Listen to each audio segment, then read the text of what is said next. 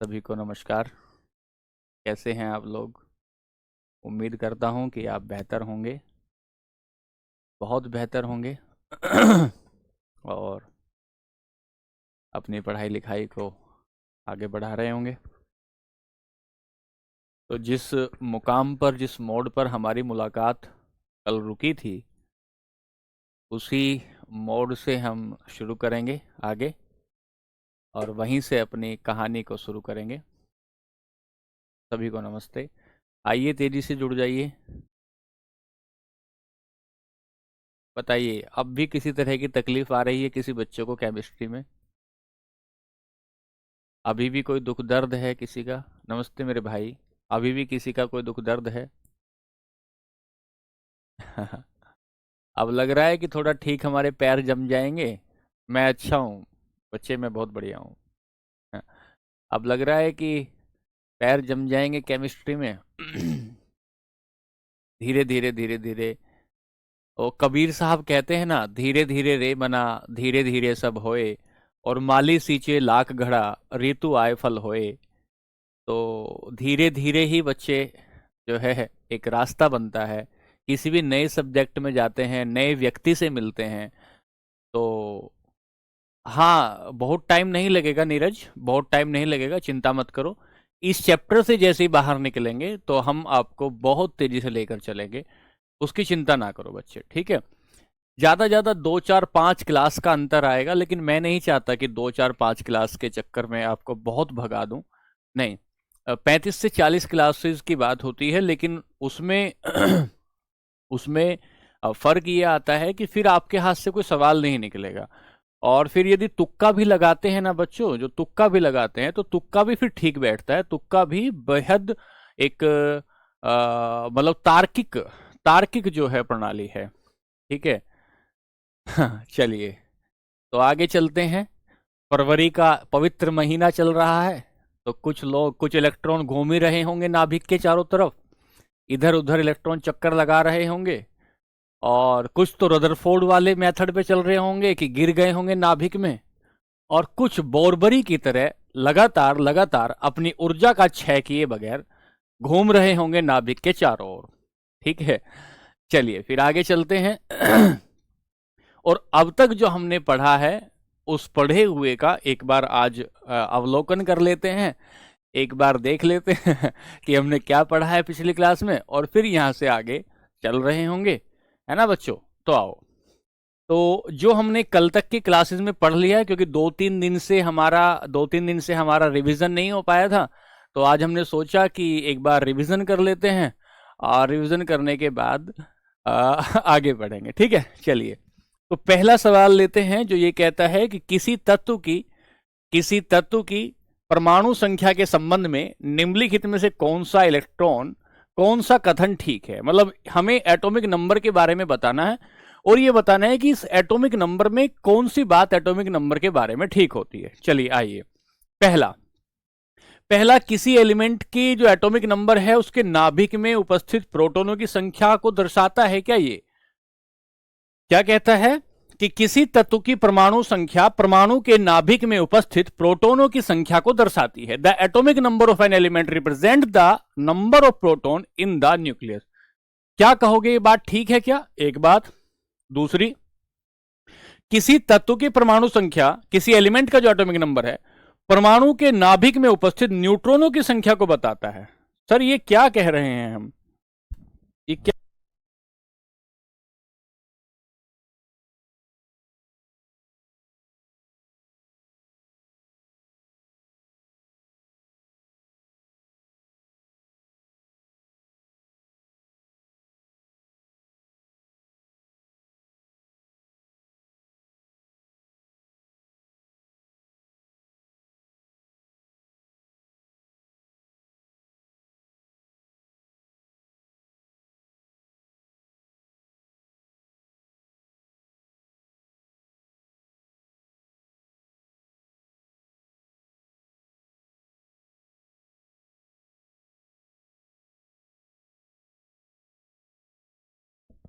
किसी भी सिंपल को रिप्रेजेंट करते हैं, आवाज आ गई होगी, आवाज आ गई होगी।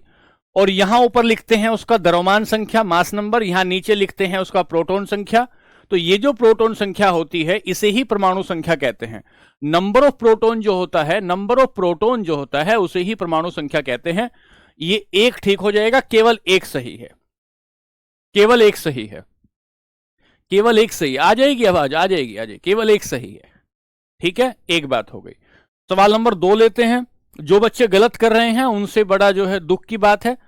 अगली बात किसी तत्व का परमाणु द्रव्यमान सामान्यतः निम्नलिखित में से किस इकाई में मापा जाता है? किस इकाई में मापा जाता है? बीच में हो गया था, तो लिखें। अभी आवाज आ रही है ना? अरे अभी आ रही कि आवाज नहीं बच्चे? अरे मेरे प्यारे बच्चों, आवाज आ रही है कि नहीं? क्या मेरी आवाज आपके दिलों पर दस्तक दे रही है कि नहीं? एक बार बताएं प्लीज।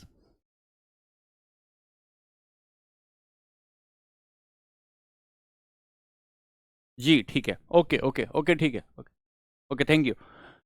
तो the atomic mass of an element is usually express in the which of the following unit. कौन सी इकाई है उसकी, कौन सी यूनिट है? तो पहला बताया सर किलोग्राम होती है क्या? नहीं सर, किलोग्राम में मास नापा जाता है।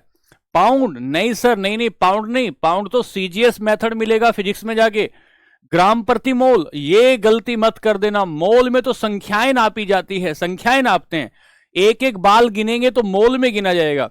सर क्या एटॉमिक मास यूनिट होती है? हां, एटॉमिक मास यूनिट होती है, एएमयू होता है एटॉमिक मास यूनिट।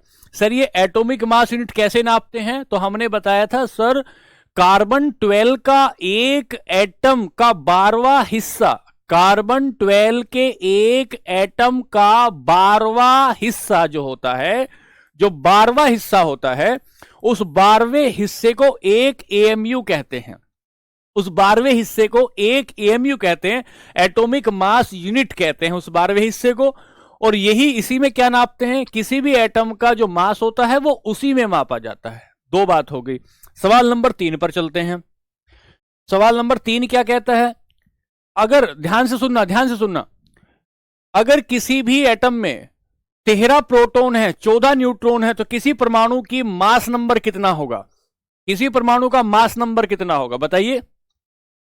द्रव्यमान संख्या, द्रव्यमान संख्या, मास नंबर, द्रव्यमान संख्या, मास नंबर क्या होता है? मास नंबर को ए से डिनोट करते हैं और ये होता है Z plus N, Z plus N. जेन क्या होता है? जेड क्या होता है? प्रोटॉन की संख्या, नंबर ऑफ प्रोटॉन को क्या बोलते हैं? जेड बोलते हैं। नंबर ऑफ न्यूट्रॉन को क्या बोलते हैं? एन बोलते हैं। तो जेड प्लस एन मिला दो, जेड प्लस एन मिला दो, ठीक है। यू, यू मतलब यूनिट, यू या तो यूनिट कहो या फिर एएमयू कहो, एक ही बात है, एएमयू कहो। कई बार पेपर वाला थोड़ा बोरियत के माहौल में एएमयू लिखना नहीं चाहता, एएमयू लिखना नहीं चाहता। जैसे कई बार आप अपने किसी खुशनसीब आदमी का पूरा नाम लेना नहीं चाहते और कोई हल्का सा उसका कोई निकनेम कह देते हैं, कि निकनेम कह देते हैं, वैसे ही एएमयू का निकनेम कई बार यू ले लिया जाता है। ठीक है सर। सवाल नंबर 3, सवाल नंबर 3 कैसे बनाया? किसी भी न्यूट्रॉन के भीतर प्रोटॉन कितने हैं? किसी भी एटम के भीतर, न्यूक्लियस के भीतर प्रोटॉन कितने हैं? किसी भी एटम के न्यूक्लियस के भीतर न्यूट्रॉन कितने हैं? दोनों को जोड़ देंगे तो क्या हो जाएगा? एटॉमिक मास हो जाएगा। सवाल पूछेगा सर ऐसे सवाल क्यों करवा रहे हो? एसएससी ऐसा सवाल नहीं पूछेगा। इसलिए करवा रहा हूं कि इन सवालों के आधार पर केमिस्ट्री की जड़ मजबूत करके उस पर जो फूल खिलेंगे एसएससी के, उन फूलों की सुगंध बड़ी मीठी और बड़ी प्यारी हो जाएगी। इसलिए ऐसे सवाल करवा रहा हूं। सवाल नंबर 4 पर जाएंगे। क्या कहता है सवाल नंबर 4? द्रव्यमान संख्या। सवाल नंबर 4 क्या कहता है? किसी परमाणु का द्रव्यमान मुख्य रूप से किस संख्या, किसकी संख्या को बताता है? किसकी संख्या को बताता है बताइए? The atomic mass of an atom is primarily determined the number of, किसको बताएगा? एटॉमिक मास में क्या शामिल होता है? एटॉमिक मास में बताओ, कॉन्सेंट्रेट होके बताओ, क्या पढ़ाई की है बताओ ना तुमने, कि भैया सर किसकी संख्या को बताएगा? एक नया शब्द आपके सामने आया है। अरे परमाणु का द्रव्यमान क्या होता है? परमाणु के मास को ए कहते हैं। कैसे आता है? जेड प्लस एन तक। जेड क्या होता है? Number of proton, number of proton. N क्या होता है? Number of neutron. अच्छा, नंबर ऑफ न्यूट्रॉन। तो इसमें तो केवल न्यूट्रॉन है, ये नहीं हो सकता। इसमें केवल प्रोटॉन है, ये नहीं हो सकता। इलेक्ट्रॉन का कोई संबंध नहीं। तो नया शब्द मिल गया आपको, नया शब्द मिल गया। क्या मिला? न्यूक्लियॉन्स। न्यूक्लियॉन्स। अगर परीक्षक ये पूछेगा, अगर परीक्षक ये पूछेगा कि न्यूक्लियॉन्स क्या होता है, न्यूक्लियॉन्स क्या होता है, तो हम बताएंगे कि number of proton plus number of electron, number of neutron, number of proton, number of neutron एक जगह मिला दिए जाते हैं तो उसे न्यूक्लियॉन्स बोलते हैं, उसे न्यूक्लियॉन्स बोलते हैं। यदि number of neutron, number of proton एक जगह मिला दे तो दोनों कणों को न्यूक्लियॉन्स बोलते हैं। अरे अगर ये तुम्हारे घर के चिंटू मिंटू दोनों को एक जगह मिला दो तो दोनों को कहोगे कि बड़े शरारती बच्चे हैं। दोनों के लिए एक शब्द लिया शरारती। ऐसे ही दोनों के लिए एक शब्द लिया न्यूक्लियॉन्स। जो न्यूक्लियस में मिलेगा वो न्यूक्लियॉन्स, जो न्यूक्लियस में मिलेगा वो न्यूक्लियॉन्स। और न्यूक्लियस में, नाभिक में मिल कौन रहा है? कौन मिल रहा है नाभिक में? तो आपने बताया सर नाभिक में प्रोटॉन मिलता है और इलेक्ट्रॉन मिलता है। बताओ तेजी से, भाग के बताओ, कोई दिक्कत है क्या? जल्दी बताओ, कोई दिक्कत हुई क्या इसमें? न्यूक्लियस शब्द कहीं लिख लेना, ये क्लास के दौरान नहीं आया था, क्लास के दौरान नहीं आया था, इसलिए कहीं लिखना, कहीं लिखना, दिल के किसी किनारे पर लिख देना। क्या लिखना है कि न्यूक्लियॉन्स, न्यूक्लियॉन्स क्या होता है, न्यूक्लियॉन्स क्या होता है, तो बता देना नंबर ऑफ प्रोटॉन और नंबर ऑफ न्यूट्रॉन मिलकर न्यूक्लियॉन्स बनाते हैं। कोई दिक्कत? चलें आगे, सवाल नंबर 5 पर। बच्चे जवाब नहीं दे रहे हैं, क्या बात है, पढ़ाई नहीं की है क्या? किसी एलिमेंट के नाभिक में, ठीक है सर, किसी एलिमेंट के नाभिक में 15 प्रोटॉन है, ठीक है, 12 न्यूट्रॉन है, तो इसकी द्रव्यमान संख्या क्या होती है? जिन बच्चों को अब तक तकलीफ थी वो अब देखें कि सर मास नंबर किसे कहा जाएगा। किसे मैं कहूं, किसे मैं कहूं मास नंबर? तो मास नंबर में मैंने बताया कि ए मास नंबर, ऐसे बार बार मैं लिख के बता रहा हूं, ये प्रतीक होता है, सिंबल होता है, इसके माथे पर ए होता है, इसके कदमों में, इसके कदमों में जेड होता है, कदमों में जेड होता है। तो ए बराबर क्या होता है? जेड प्लस एन होता है, जेड प्लस एन होता है। तो ये पूछ रहा है, तो 12 और 22, 15 और 22 मिला दो, 37 मिला देंगे, 37 मिला देंगे। बहुत बढ़िया, बहुत शानदार, बहुत शानदार, लग रहा है कि मेहनत काम आ रही है। चलिए, कुछ बच्चे ऐसे हैं जिन्होंने 12वीं 10वीं के बाद साइंस नहीं पढ़ी, उनको हीरो बना देंगे साइंस का, निश्चित रूप से कह रहे हैं कि हीरो बना देंगे। परमाणु क्रमांक को किस अक्षर से निरूपित किया जा सकता है? किस अक्षर से हम लोग रिप्रेजेंट कर सकते हैं? What letter represent the atomic number? परमाणु क्रमांक क्या होता है? सर आपने बताया था कि ऐसे एक प्रतीक होता है, इसके माथे पर एक चिन्ह होता है, इसके कदमों में एक चिन्ह होता है। माथे पर जो चिन्ह होता है उसे द्रव्यमान संख्या कहते हैं, उसे द्रव्यमान संख्या, मास नंबर कहा जाता है। कदमों में जो चिन्ह होता है उसे एटॉमिक नंबर कहा जाता है, उसे एटॉमिक परमाणु संख्या कहा जाता है। तो सर परमाणु क्रमांक के लिए क्या बताया? देखो, कुछ तो मेरे भाई अब भी एक्स बता रहे हैं। एक्स से बाहर आ जाओ भाई, अब एक्स का जमाना गया, अब एक्स से बाहर आओ, एक्स को छोड़ो, अब बाहर आना पड़ेगा एक्स से, एक्स नहीं होगा। परमाणु क्रमांक पूछ रहा है, परमाणु क्रमांक, परमाणु क्रमांक, एटॉमिक नंबर। देख के भी नहीं बता रहे हो, टीप करके नहीं बता रहे हो, ये जेड है, ये ए है, जेड से, जेड से। एक्स तो सिंबल है, किसका सिंबल है? एस, एक्स किसका सिंबल है? एक्स सिंबल है आपके एलिमेंट का, एलिमेंट का। जेड क्या है? नंबर ऑफ प्रोटॉन जेड है। ए क्या है? मास नंबर है, ए क्या है? मास नंबर है। और ये क्या है? एन, ये नंबर ऑफ न्यूट्रॉन है, नंबर ऑफ न्यूट्रॉन है। बात क्लियर? कोई दिक्कत तो नहीं? बहुत बढ़िया, बहुत अच्छे। सवाल नंबर 7 पर चलते हैं, 7 पर, 7 पर चलते, सवाल नंबर 7 पर।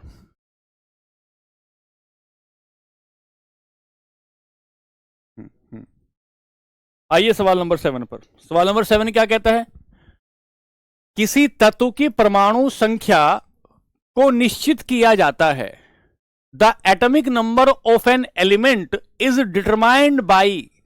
निश्चित किया जाता है, किसी तत्व की परमाणु संख्या को कैसे निश्चित करेंगे यह बताना है। अच्छा सर, परमाणु संख्या क्या होती है? परमाणु संख्या क्या होती है? परमाणु संख्या होती है किसी भी एटम के न्यूक्लियस के भीतर, किसी भी एटम के न्यूक्लियस के भीतर नंबर ऑफ प्रोटॉन कितने हैं, इसे कहा जाता है परमाणु संख्या। Number of proton, number of proton, number of proton, number of proton. बहुत बढ़िया, नंबर ऑफ प्रोटॉन, बहुत अच्छे, नंबर ऑफ प्रोटॉन, बहुत शानदार। कुछ बच्चे अब भी नहीं समझ पा रहे हैं। अरे मैं कितनी बार बता चुका हूं मेरे प्यारे बच्चों, कितनी बार बता चुका हूं कि अगर तुम्हें लिखना है हाइड्रोजन, तुम्हें लिखना हाइड्रोजन, ठीक है सर, ये है हाइड्रोजन, ये हाइड्रोजन, और इसके ऊपर माथे पर लिखना है ए, द्रव्यमान संख्या, मास नंबर, इसके चरणों में लिखना है जेड, नंबर ऑफ प्रोटॉन, और इसे ही तो परमाणु क्रमांक कह रहे हैं, इसे ही तो एटॉमिक नंबर कह रहे हो। क्यों नहीं समझ में आ रहा है? ये इसका वजन है। किसका वजन है? हाइड्रोजन का वजन है। ये इसके भीतर आने वाले प्रोटॉन की संख्या है, इसके भीतर आने वाले प्रोटॉन की संख्या है।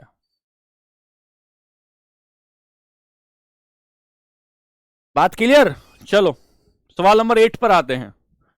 सवाल नंबर 8 पर आए, क्या कहेगा सवाल नंबर 8? ये कहता है किसी परमाणु के नाभिक में मौजूद न्यूट्रॉन की कुल संख्या को क्या कहते हैं?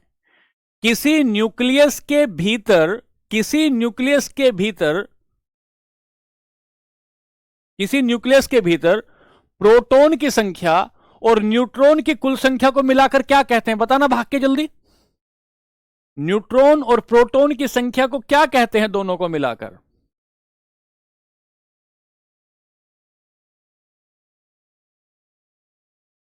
बहुत बढ़िया, बहुत अच्छे, बहुत सारे बच्चों का बहुत बढ़िया जवाब है। एटॉमिक मास या मास नंबर कहते हैं, मास नंबर कहते हैं। रट गया होगा अब तो, बहुत अच्छे से रट गया होगा। इसीलिए एक ही टाइप के कई सवाल रखे गए हैं ताकि आपको ये जो है रट जाए। ठीक है, ये एक बच्चा है जो जवाब तो एक भी सवाल का नहीं दे रहा, लेकिन बस कुछ भी लिखे जा रहा है, कुछ भी लिखे जा रहा है, जवाब एक भी नहीं दिया है। सवाल नंबर 9 अगला। इस सवाल को जो बच्चा करेगा, इस सवाल को जो बच्चा करेगा, मैं मानूंगा, मानूंगा कि कुछ दम है उस बालक में। एक एलिमेंट का परमाणु भार W, परमाणु भार, परमाणु भार मतलब एटॉमिक मास W से, परमाणु संख्या N से। 30 सेकंड लगा के जवाब देना। एक तत्व का परमाणु भार W से, परमाणु संख्या N से, तो इस परमाणु के केंद्र में प्रोटॉन की संख्या कितनी होगी?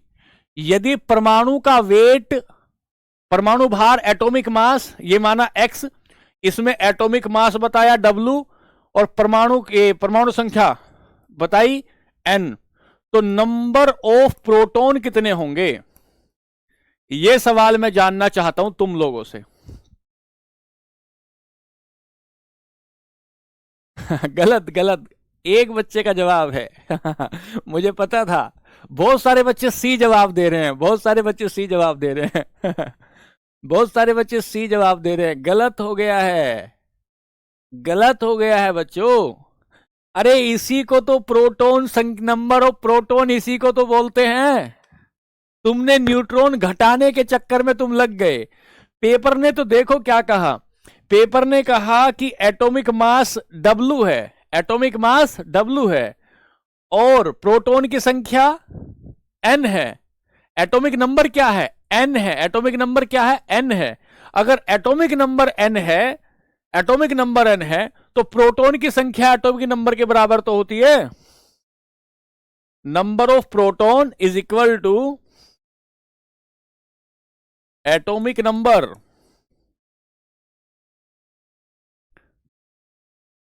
समझे कि नहीं समझे? समझे कि नहीं समझे? W प्लस N कैसे हो जाएगा भाई?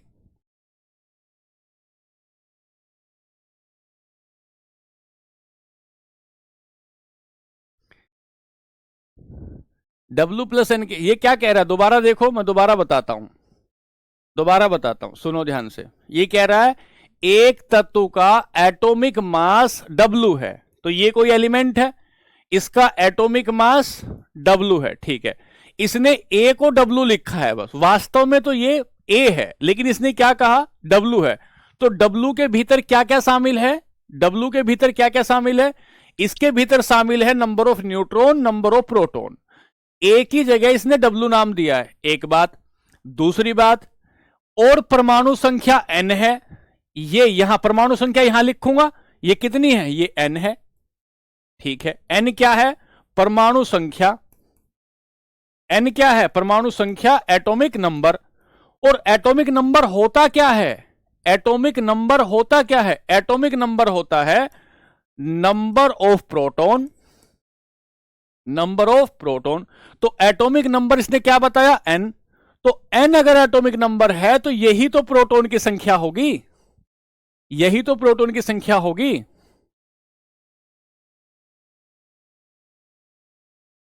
बात क्लियर, समझे कि नहीं? बताओ जल्दी, समझ में आया कि नहीं? चलूं आगे फिर।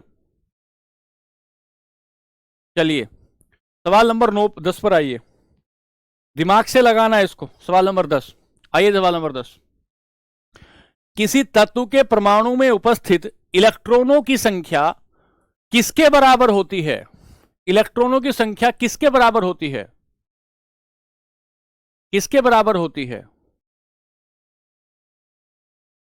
तो बताना है, कल बताया था कि यदि यदि जो तत्व है, जो एलिमेंट है, वो उदासीन हो, इलेक्ट्रोन्यूट्रल हो, तो number of proton, number of proton बराबर होता है नंबर ऑफ इलेक्ट्रॉन के, नंबर ऑफ इलेक्ट्रॉन के। एग्जाम्पल क्या दे, हाइड्रोजन का ही लेकर चलेंगे, 1H1। तो इसमें नंबर ऑफ प्रोटॉन कितना, 1। नंबर ऑफ इलेक्ट्रॉन कितना, 1। नंबर ऑफ न्यूट्रॉन कितना, 0। तो देखो, अगर यहां इस पर कोई ना प्लस लिखा है या ना माइनस लिखा है, तो यह बराबर होता है, यह बराबर होता है। तो क्या लिखा है कि इलेक्ट्रॉनों की संख्या किसके बराबर होती है, परमाणु क्रमांक के बराबर होती है। बहुत अच्छा सवाल है,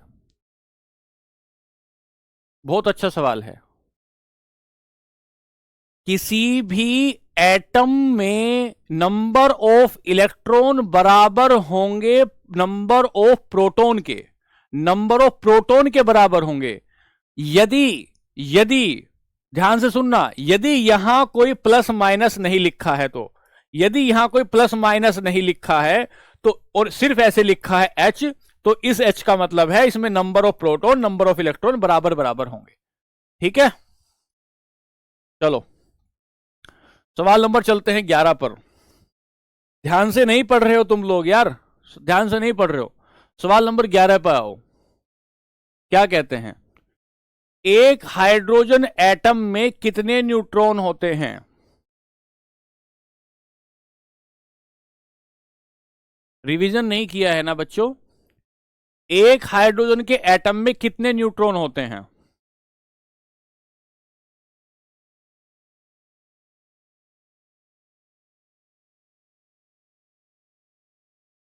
कितने न्यूट्रॉन, न्यूट्रॉन की संख्या कैसे निकालते हैं? यह हाइड्रोजन है, ठीक है, यह हाइड्रोजन है। ये ऊपर क्या लिखा है इसका, यहां द्रव्यमान, मैं और मतलब दोबारा से बताने की कोशिश कर रहा हूं। द्रव्यमान संख्या लिखा A, यहां लिखा है, यहां क्या लिखा है, Z। Z मतलब परमाणु क्रमांक, परमाणु क्रमांक, यहां लिखा है परमाणु क्रमांक, ठीक है सर। अब मुझे क्या निकालना है, इसे A बराबर क्या होता है, A बराबर होता है Z प्लस N। N क्या है, न्यूट्रॉन की संख्या, Z क्या है, प्रोटॉन की संख्या, और ये क्या है, द्रव्यमान संख्या।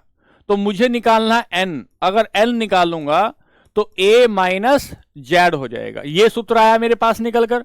अब मुझे हाइड्रोजन पर जाना है। जब मैं हाइड्रोजन पे जाऊंगा तो मैं क्या करूंगा, हाइड्रोजन में उसका एटॉमिक जो मास होता है एक होता है, एटॉमिक मास एक होता है, a बराबर 1, और एटॉमिक नंबर कितना होता है, ये भी एक होता है। अब मुझे इसमें से क्या निकालना है, न्यूट्रॉन निकालना है। तो n बराबर 1 minus 1 is equal to 0, is equal to 0। बच्चों नहीं समझ पा रहे हो क्या? 0। और नोट करके लिखना, नोट, एकमात्र केवल हाइड्रोजन ऐसा है जिसके न्यूक्लियस में नाइट्रोजन नहीं होता। एकमात्र हाइड्रोजन एलिमेंट में न्यूट्रॉन नहीं होते हैं, न्यूट्रॉन नहीं होते हैं। अगर कोई ये पूछे ऐसा एलिमेंट बताओ, आपके पास टोटल 118 एलिमेंट है, आपके पास टोटल 118 एलिमेंट है, उन 118 एलिमेंट में से ऐसा बताओ जिसके पास एक भी न्यूट्रॉन ना हो, जिसके पास एक भी न्यूट्रॉन ना हो, तो आपको बताना होगा वो हाइड्रोजन है। नोट करते चलना। थियरी की क्लास के दौरान जब मैं आपको थ्योरी पढ़ा रहा था तो हो सकता है आप लोग थोड़ा सा उतना सीरियस ना ले रहे हो, इसी वजह से मैंने सवाल लेना उचित समझा कि ज्यादा आगे नहीं खींचता हूं थ्योरी को, सवाल ले लेता हूं ताकि रिवाइज हो जाए। सवाल नंबर 12 पे चलेंगे। आइए, प्रकृति में हाइड्रोजन के समस्थानिक कितने हैं? मोस्ट इंपोर्टेंट क्वेश्चन है। ऐसा सवाल है कि आते जाते गली मोहल्ले में टकरा ही जाएगा, जीवन के किसी ना किसी मोड़ पर चकराना इसका तय है। प्रकृति में हाइड्रोजन तत्व के कितने समस्थानिक होते हैं? कितने समस्थानिक होते हैं? हाँ बिल्कुल, एकदम प्रोटियम में एक होगा, एकदम सही बात है। सर ये समस्थानिक क्या होता है, पढ़ाया नहीं क्या? एक ही एलिमेंट के परमाणु, एक ही एलिमेंट के एटम की अगर एटॉमिक नंबर बराबर बराबर होती है, एटॉमिक नंबर बराबर बराबर होती है तो उसे समस्थानिक कहते हैं। कई बच्चे तो बड़े ही मासूम जवाब दे रहे हैं। अरे मेरे भाइयों, हाइड्रोजन के 3 तुम्हारे नोट्स में खोल के देखो, तुम्हारे नोट्स में खोल के देखो, वहां सुनहरे अक्षरों में लिखा होगा, सिंधु सभ्यता की लिपि में वहां लिखा है, जिसे बोस्टोफ्रेडन लिपि कहते थे, उसमें लिखा है, क्या लिखा है कि 3 समस्थानिक होते हैं। उनका चेहरा भी मैंने तुम्हें दिखाया था घूंघट उठा के, कि एक का चेहरा ऐसा होगा, दूसरे का चेहरा ऐसा होगा, तीसरे का चेहरा ऐसा होगा। और मैंने बताया था कि इनके माथे पर जो सेहरा लगा हुआ है, इनके माथे पर जो सेहरा लगा हुआ है, सेहरा, ये सेहरा जो होगा अलग अलग रंग का होगा, अलग अलग रंग का होगा। लेकिन इन्होंने जो जूते पहन रखे हैं, इन्होंने जो जूते पहन रखे हैं, जूते ये एक ही कंपनी के होंगे, एक जैसे होंगे। अगर जूते एक कंपनी के हों, सेहरा अलग अलग कंपनी का, अलग अलग कलर का हो, उसे ही तो आइसोटोप कहते हैं, उसे ही तो आइसोटोप कहते हैं।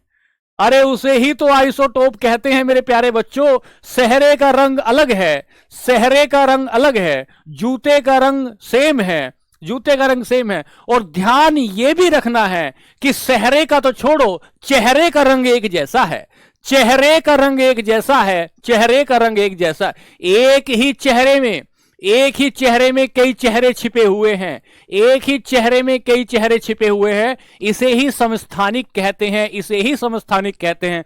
तो 3 होते हैं ना बच्चों, 3 होते हैं ना,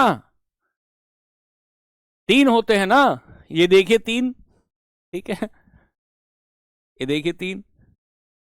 क्लियर बात हुई कि नहीं बच्चों? इसी को तो क्या कह रहे थे, इसी को प्रोटियम कहते थे, इसी को क्या बोले थे, इसी को ड्यूटेरियम कह रहे थे, ड्यूटेरियम कह रहे थे, इसी को ट्रीटियम कह रहे थे।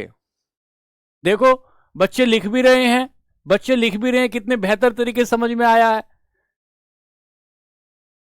समझे ना। चेहरा एक जैसा है, सेहरा अलग अलग है, जूते कदमों में एक ही कंपनी के हैं, ये बात हो गई।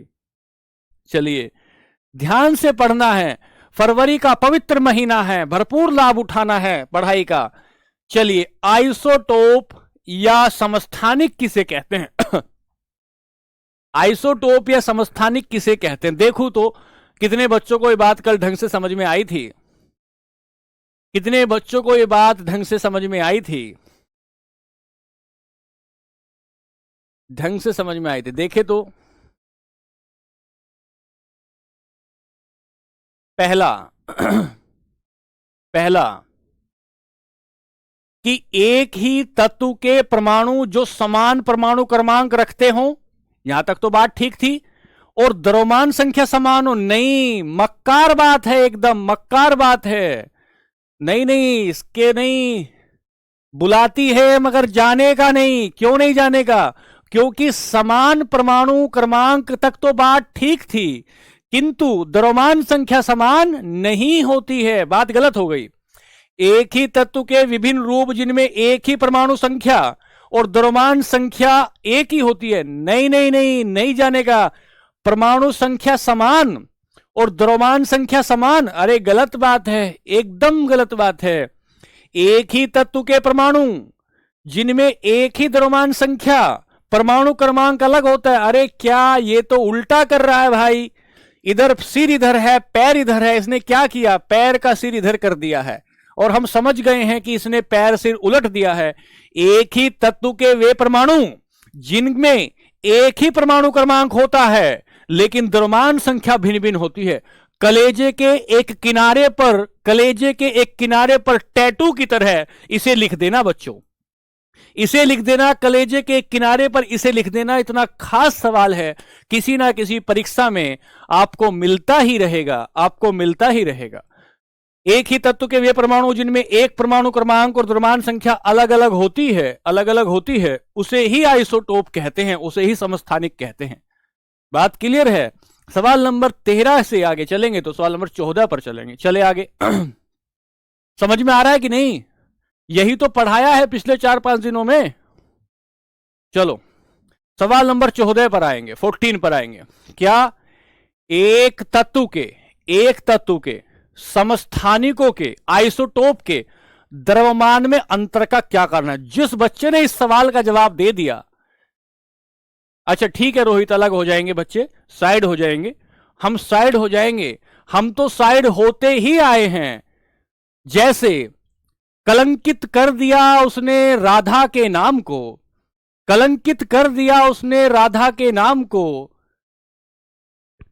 कलंकित कर दिया उसने राधा के नाम को, भरी ठंडी छांव को चुन लिया। कलंकित कर दिया उसने राधा के नाम को, भरी दोपहरी की जगह चुन लिया ठंडी शाम को। और वो जो कहते थे कि दूर ना जाओ तुम्हारे बगैर मन नहीं लगता, वही कह रहे हैं। वो जो कहते थे कि दूर ना जाओ तुम्हारे बगैर मन नहीं लगता, वही कह रहे हैं जल्दी से उठाओ इस तामझाम को, जल्दी से उठाओ इस तामझाम को। तो आइए जरा सुनिए, सुनिए कि तत्व के समस्थानिकों में द्रव्यमान में अंतर का क्या कारण होता है। द्रव्यमान में अंतर का क्या कारण होता है? सर बताएंगे कि द्रव्यमान क्या होता है। ए को बोलते हैं, ए को हम द्रव्यमान कहते हैं, एक को द्रव्यमान कहते हैं। और ऐसे बोला एक्स, इधर बोला ए, इधर बोला जेड। ठीक है सर। तो हमने कल क्या बताया था? 2 एग्जाम्पल लिए थे, 2 एग्जाम्पल लिए थे। पहला एग्जाम्पल क्या लिया था?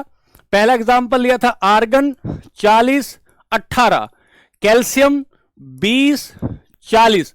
40 में से 18 घटाए, 18 घटाए तो ये तो परमाणु संख्या है, ये परमाणु संख्या है, तो यहां आए 22। न्यूट्रॉन कितने आए? 22। 40 में से 20 घटाए तो न्यूट्रॉन कितने आए? 20। न्यूट्रॉन की वजह से, न्यूट्रॉन की वजह से, न्यूट्रॉन की वजह से द्रव्यमान संख्या अलग अलग होती है। नाभिक में न्यूट्रॉन की वजह से, नाभिक में न्यूट्रॉन की वजह से अलग अलग होती है। बहुत अच्छा, बहुत अच्छा। बात क्लियर है? बात क्लियर है? चले आगे सवाल नंबर 15 पर चलते हैं। सवाल नंबर 15 पर चलते हैं। 15 पर, 15 पर सवाल नंबर 15 पर चलते हैं। तत्व जिनकी द्रव्यमान संख्या एक समान है, वो तत्व बताने हैं जिनकी द्रव्यमान संख्या एक समान है, मास नंबर एक समान है, किंतु परमाणु संख्या अलग अलग है, किंतु एटॉमिक नंबर अलग अलग है।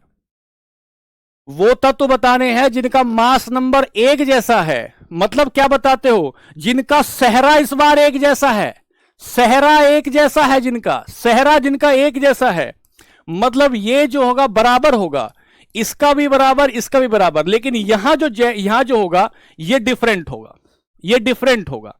इसे क्या कहते हैं मेरे प्यारे मासूम बच्चों? इसे क्या कहते हैं? इसे ही तो आइसोबार कहते हैं, इसे ही तो आइसोबार कहते हैं, इसे ही तो आइसोबार कहते हैं, इसे ही तो आइसोबार कहते हैं। बात ठीक है। सवाल नंबर 16 पर चलते हैं। सवाल नंबर 16 आइए।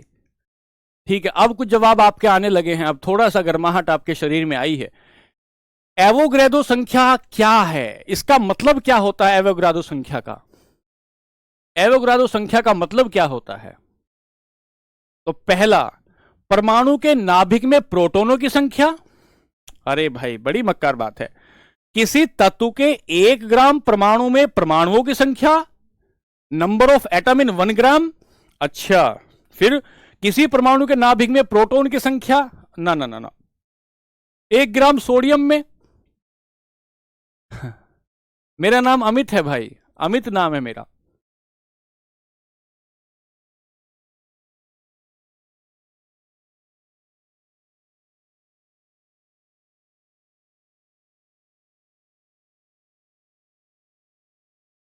चलो बताओ 16 का क्या है?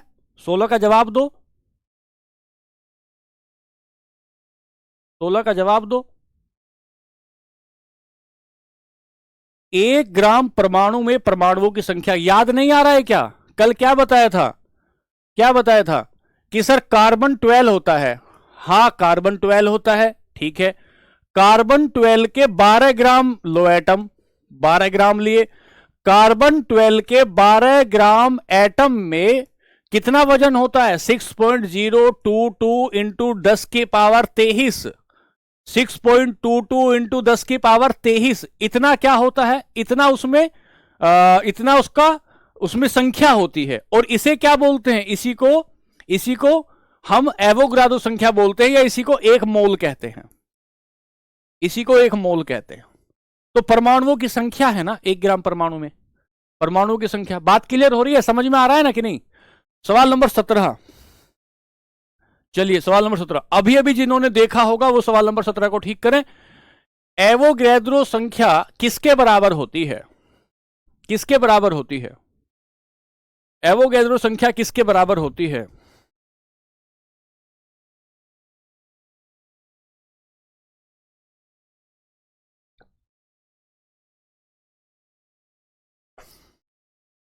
किसके बराबर होती है?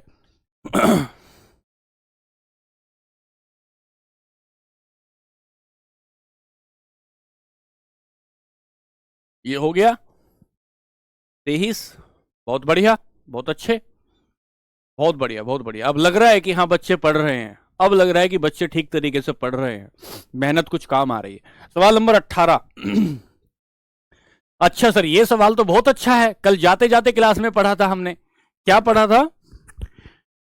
कि परमाणु रासायनिक रूप से जुड़कर क्या बनाते हैं। बहुत सारे परमाणु एक जगह जुड़ते हैं, बहुत सारे परमाणु एक जगह जुड़ते हैं।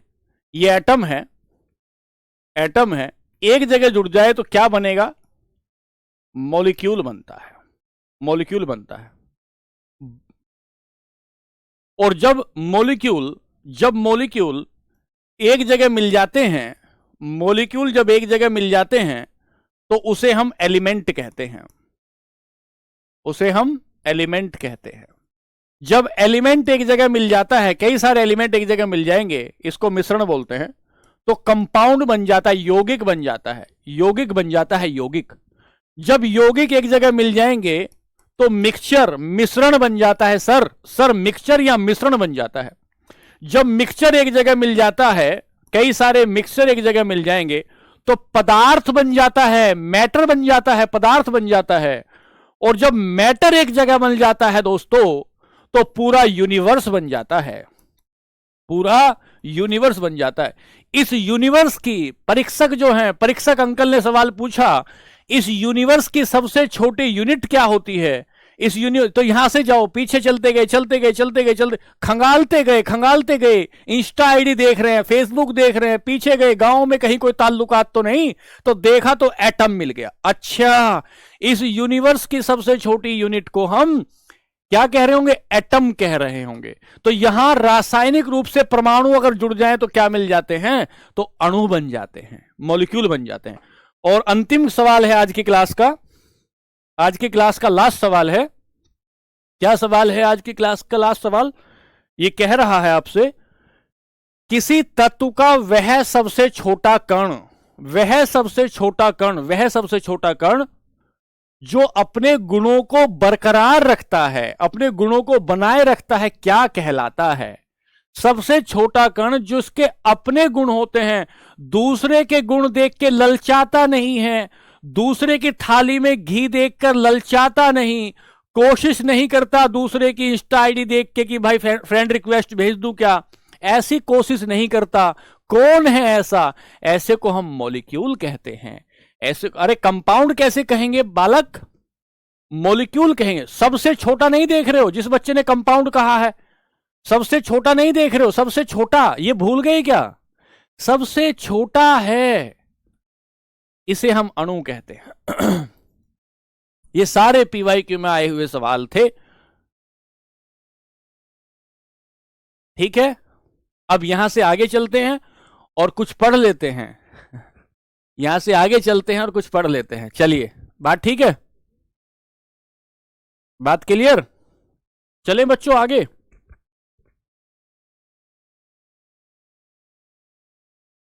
चलिए,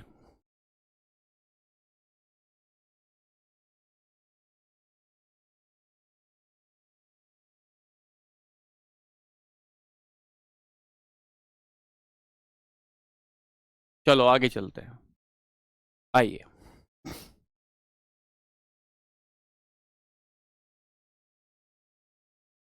सबसे छोटा एटम होता, हाँ तो हमने कब एटम, सबसे छोटा एटम, ये तो देखो अपने गुणों को बनाए रखता है। ये बच्चा ऊपर कह रहा था, ये अपने गुणों को पढ़ाए रखता है, अपने गुणों को बनाए रखता है। ये भूल गए क्या? बहुत बढ़िया। चलो चलो चले आगे, थोड़ा थोड़ा सा बताते हैं फिर ये पूरा हो जाएगा। थोड़ा सा बताना है। एसएमएस शो, हाँ एसएमएस शो हो रहे हैं खूब। आओ,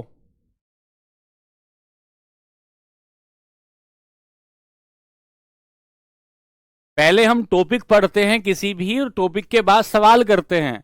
इकट्ठे सवाल नहीं करेंगे, तब तक तो भूल जाओगे। अब सुनो आगे। अब लिखो, कल हमने लिखा था एटम। अब एक छोटा सा टॉपिक है, बहुत 1-2 मिनट का, 3-4 मिनट का है, 3-4 मिनट का है। और 3-4 मिनट में आएंगे तो क्या कहेंगे? इधर आ जाएंगे, हम कहेंगे एटमोसिटी। एटमोसिटी बस छोटा सा बताना है, 2-3 मिनट का है बच्चे, 2-3 मिनट का। एटमोसिटी, इसे परमाणुकता कहते हैं, परमाणुकता कहते हैं। पहले सुनो, पहले सुनो फिर आगे चलेंगे, ठीक है। देखो क्या कहते हैं एटमोसिटी। क्या हमने कहा? हाइड्रोजन। हमने क्या कहा? हाइड्रोजन की जगह आप ऑक्सीजन लो। हमने कहा ऑक्सीजन, ऑक्सीजन का फॉर्मूला क्या है? CO2 ऑक्सीजन का फॉर्मूला है। अभी ये सारे फॉर्मूले आपको रट जाएंगे, लेकिन थोड़ा सा टाइम देना पड़ेगा ना। अभी इसके बाद जब मैं नया टॉपिक शुरू करूंगा, फिर देखना आप कैसे लहरा जाओगे, लहरा जाओगे पूरा। नाइट्रोजन, ये गारंटी है मेरी, अपने तजुर्बे के आधार पे कह रहा हूं। हीरो बन जाओगे आप केमिस्ट्री के, भले ही आपने बचपन में पढ़ा हो ना पढ़ा हो। नाइट्रोजन, ठीक है, 2 महीने ले लिए, ठीक है। मॉलिक्यूल लिखवाया नहीं, मॉलिक्यूल कल लिखवाया नहीं क्या? कोई बात नहीं, कल लिखवा देंगे, सुन लो अभी। अच्छा लिखवाया नहीं तो लिखो, चलो मॉलिक्यूल लिख लो। लिखवाया नहीं तो लिखो अणु, मॉलिक्यूल, अणु। हेडिंग डालो अणु, मॉलिक्यूल डालो, हेडिंग डालो मॉलिक्यूल और फटाफट इसकी डेफिनेशन लिखते हैं। लिखो लिखो बच्चों, लिखो लिखो भाइयों, लिखो। किसी तत्व या यौगिक का सूक्ष्मतम कण जो स्वतंत्र अवस्था में रह सकता हो। अच्छा, कल समझा दिया था, लिखवाया नहीं था। रह सकता हो उसे अणु कहते हैं। और जो बच्चे परमाणु और अणु में कंफ्यूज हैं, मैं कहा था स्वतंत्र अवस्था में रह सकते हो, स्वतंत्र अवस्था में रह सकते हो।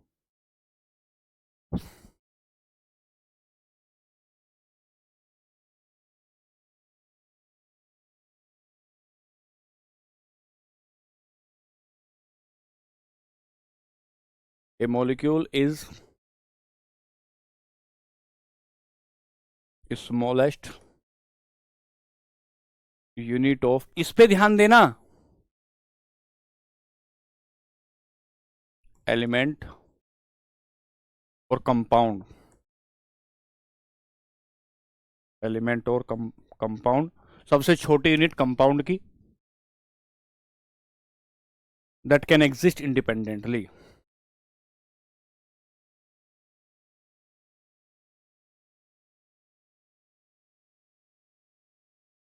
कुछ बच्चों को थोड़ा कंफ्यूजन हो रहा है, एक सेकंड, एक सेकंड दो मुझे। इंडिपेंडेंटली,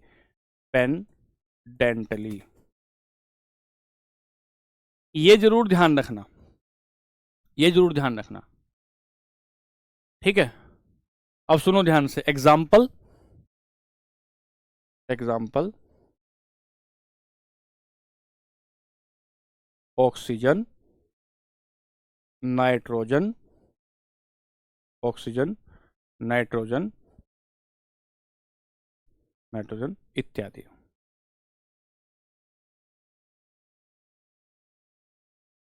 ऑक्सीजन, नाइट्रोजन इत्यादि, ठीक है। पुष्पेंद्र 1 मिनट में बता रहे हैं बच्चे, रुको जरा। ये बात हुई, अब सुनो आगे जरा। अब 1 सेकंड सुनो और ध्यान से सुनना। यहां क्लियर हो जाएगी दोनों बातें। जो अणु और परमाणु में तकलीफ हो रही है ना आपको, यहां देखना जरा। तो हमने क्या लिखा?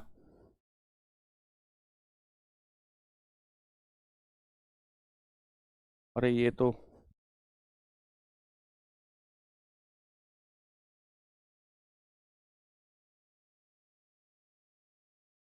परमाणुकता, एटमोसिटी,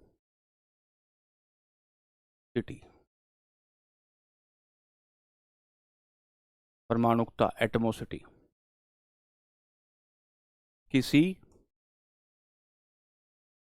अणु में परमाणुओं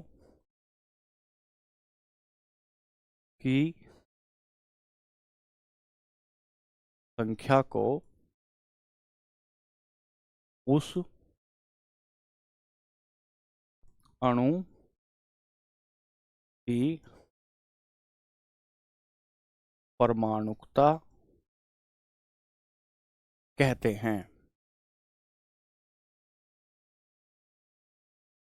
उस अणु की परमाणुकता कहते हैं। 1 मिनट रुको भाई, 1 मिनट रुक जाओ, बताएंगे।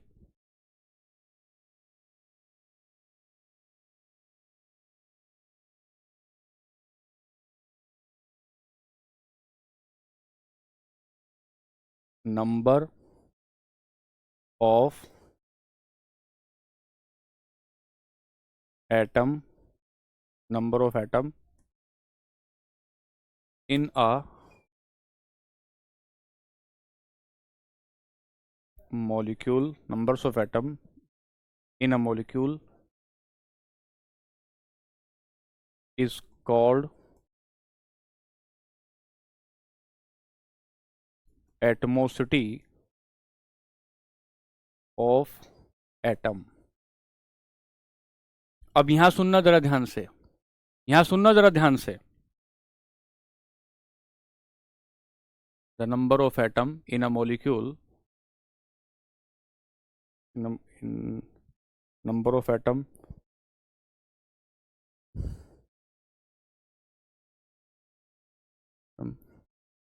यहां एक बात लिख लेना भाई, अंग्रेज use in structure, use in structure of a molecule. थोड़ा टेक्निकली ठीक थी वो भी, लेकिन टेक्निकली थोड़ा और ज्यादा बजाएगी। Of a molecule.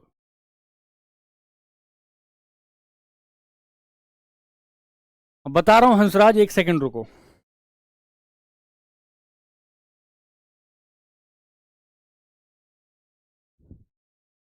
molecule of an atomicity of number of atom used in structure of an molecule is called atomicity of element, atomicity of element, ऐसे लिखा। अब देखना ध्यान से, उदाहरण लो।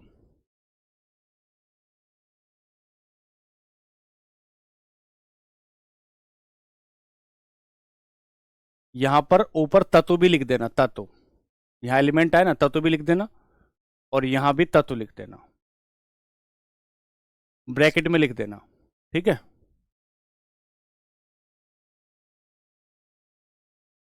क्योंकि तत्व एक अणु का भी हो सकता है, तो तत्व भी लिख देना। अब ये क्यों लिखवा रहे हैं, ये क्यों लिखवा रहे हैं, अभी आप समझेंगे। लिख देना ऊपर, किसी तत्व या अणु में परमाणुओं की संख्या को उस तत्व या अणु की परमाणुकता कहते हैं। अब देखिए ध्यान से सुनना बच्चों, आपने कहा ऑक्सीजन O2, ये O और ये O, इस O2 को तो क्या कहते हैं, इस O2 को तो कहते हैं अणु। ये तो है मॉलिक्यूल, मॉलिक्यूल। और इन दोनों को क्या कहेंगे, इनको कहेंगे एटम। ये ऑक्सीजन अकेला, ये ऑक्सीजन अकेला स्वतंत्र अवस्था में नहीं रह सकता, इसको रासायनिक अभिक्रिया करनी है, इसको करनी है, तो करने के बाद स्टेबल हो जाता है, और स्टेबल होने के बाद O2 बनाता है, स्टेबल हो जाने के बाद O2 बनाता है। एक बात ये सुनो भैया, नीरज रोए, तुम जो कह रहे थे सुनो ध्यान से। अगला N2, ये क्या है, नाइट्रोजन एक प्रकार का अणु है, नाइट्रोजन एक प्रकार का अणु है, किससे बना है, एक N एक N, ये दोनों क्या है, ये परमाणु है। ये दोनों परमाणु क्या होते हैं, इंडिपेंडेंट नहीं होते, स्वतंत्र नहीं होते, इंडिपेंडेंट नहीं होते, मतलब रासायनिक अभिक्रिया करते रहते हैं, इधर उधर फिरते रहते हैं, रासायनिक अभिक्रिया करते हैं। जबकि ये दोनों क्या होंगे, ये स्वतंत्र होते हैं, स्टेबल होते हैं, स्वतंत्र होते हैं, और रासायनिक क्रिया किए बगैर रह सकते हैं। रासायनिक क्रिया मतलब केमिकल रिएक्शन, रासायनिक अभिक्रिया, केमिकल रिएक्शन किए बगैर रह सकते हैं, एग्जिस्ट कर सकते हैं, एग्जिस्ट कर सकते हैं। अब अगली बात सुनना ध्यान से, तीसरी बात बता रहा हूं, तीसरी बात सुनना। अब हमने क्या किया कि हमने लिया CO2, इस CO2 में एक ये है, ये एक एटम है, ये एक मॉलिक्यूल है, ये C एक मॉलिक्यूल है, ये O एक मॉलिक्यूल है। इस O के भीतर दो एटम है, एक ये एटम, और दोनों ने मिलकर क्या बना दिया, ये कंपाउंड हुआ, ये कंपाउंड हुआ। सबसे छोटा परमाणुता हो नहीं सकती। एटम मॉलिक्यूल से छोटा, हाँ एटम मॉलिक्यूल से छोटा होता है, तभी तो बताया। दो एटम मिलके एक मॉलिक्यूल बना रहे हैं, दो एटम मिलके एक मॉलिक्यूल बना रहे हैं, और दो एटम मिलके, दो मॉलिक्यूल मिलके एक कंपाउंड बना रहे हैं, दो मॉलिक्यूल मिलके कंपाउंड बना रहे हैं। बात क्लियर? बताएंगे भाई, बताएंगे, रुक जाओ सैफ अली। हेट्रोएटॉमिक क्या होता है बताएंगे भाई, पॉली एटॉमिक क्या होता है, मोनो एटॉमिक क्या होता है, डाई एटॉमिक क्या होता है, सब बताएंगे। इतना काहे चिंता कर रहे हो? अब बताओ, एक एक एग्जांपल और दे रहा हूं आपके लिए, सुनो ध्यान से। ये है O3 और इसे कहते हैं ओजोन, जो पृथ्वी पर आने वाली अल्ट्रावायलेट रेज को रोकती है। ये एक प्रकार का अणु है। ये क्या है? मॉलिक्यूल है, लेकिन किससे मिलकर बना है? 0 0 0, मतलब O ऑक्सीजन के 3 अणु से बना है। तो ये ऑक्सीजन के 3 परमाणु, ऑक्सीजन के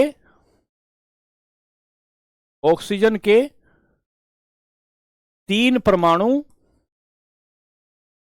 मिलकर क्या बना रहे हैं? ओजोन बना रहे। और ओजोन क्या है? एक प्रकार का ओजोन, एक प्रकार का ओजोन एक प्रकार का अणु है। बात क्लियर? चलो फिर आज यहीं रोकेंगे, और कल की क्लास में, कल तो मंडे, अब हम लोग मंडे में मिल रहे होंगे, और मंडे में इससे आगे बढ़ेंगे। बात क्लियर हुई? समझ में आया कि नहीं?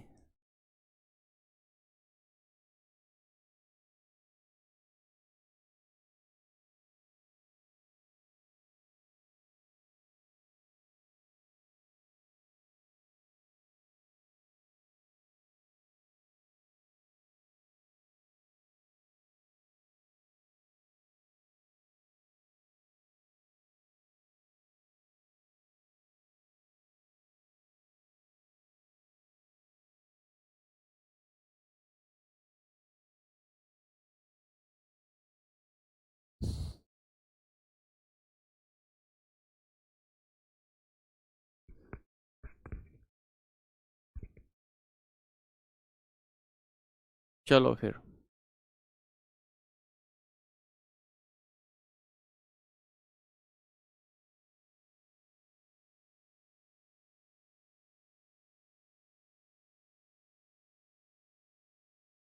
एक बच्चे का सवाल है, एक बच्चे का सवाल है।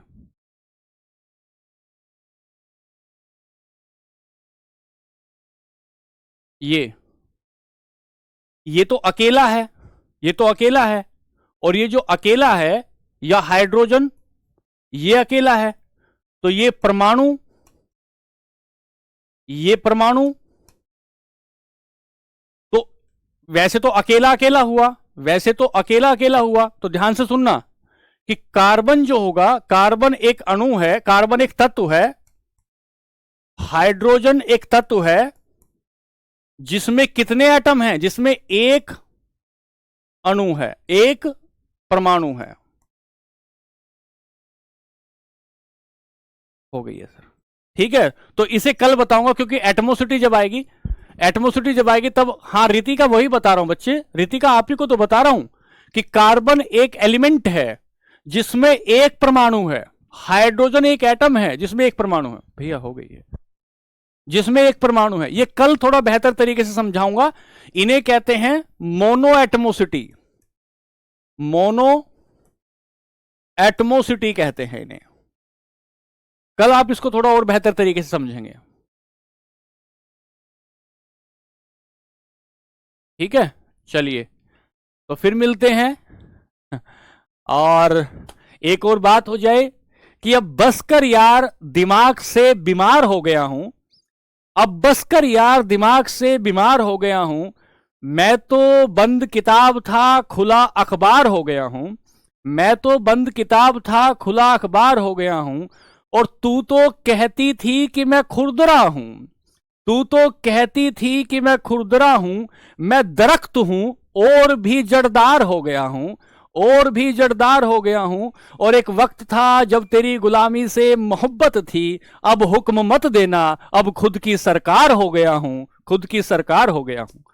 सभी को नमस्कार, धन्यवाद। फिर मिलते हैं कल की क्लास में। नमस्ते।